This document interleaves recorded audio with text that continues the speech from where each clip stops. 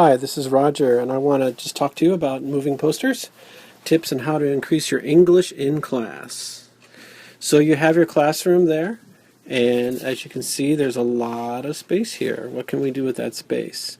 Well, you can make a poster. You can make a poster with information that your students could use.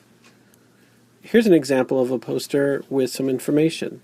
For example, how many times do you say this? Please take notes. Or how many times do you say, open your books to page, so on, whatever the number is. And of course, here you have it in Chinese or in Japanese. Please take notes. You can have the support right there. And then also for open your books, you can have it in Chinese and in Japanese. Because, students are afraid, and maybe you even forgot. But this is still a poster that is on the wall. It's right here. And students can see it, and you can point to it. You can say the English, and the students may read the English, they may read the Chinese, or the Japanese, or whatever language you have. This is a classroom, a typical classroom with the typical desks and typical configuration. You add a poster there. Do you see the poster? Now, in the beginning of class, students have something that they can look at, they can refer to. They can look at this from all over the class, and even yourself, you can remind yourself by looking at it. As time goes on, you remove the information that is in the other language, so that all it is English. Maybe this one you still keep their first language there, but maybe for this one now you don't have to have the foreign language. And then as time goes by, you take that off as well. How often or when should you take these off? It's up to you, but I would say maybe within a couple weeks or a week, depending on how you feel or how much you want to push your students.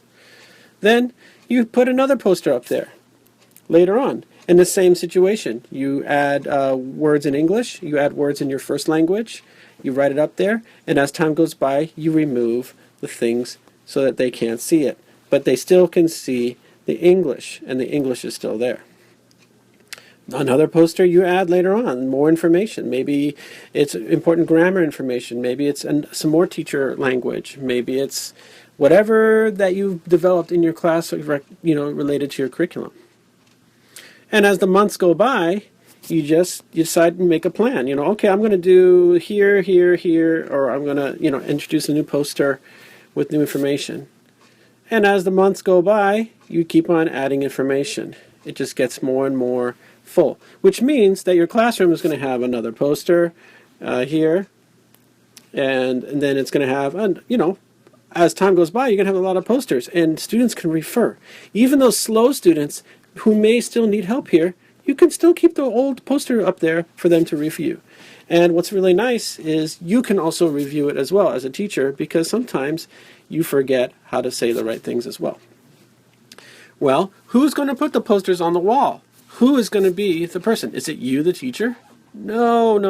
You ask the kid in the class or the kids in the class who are very energetic. Maybe they have problems sitting still. You give them some tape or pins or whatever, and you give them the posters. At the beginning of class, you walk in with your posters here, and you say, all right, please put the posters on the wall. And then as they put the posters on the wall, these kids are reviewing as they put it on the wall. Maybe not, very focused, but over time, if they keep on putting the posters on the wall, they're going to take ownership of that and look at it more carefully.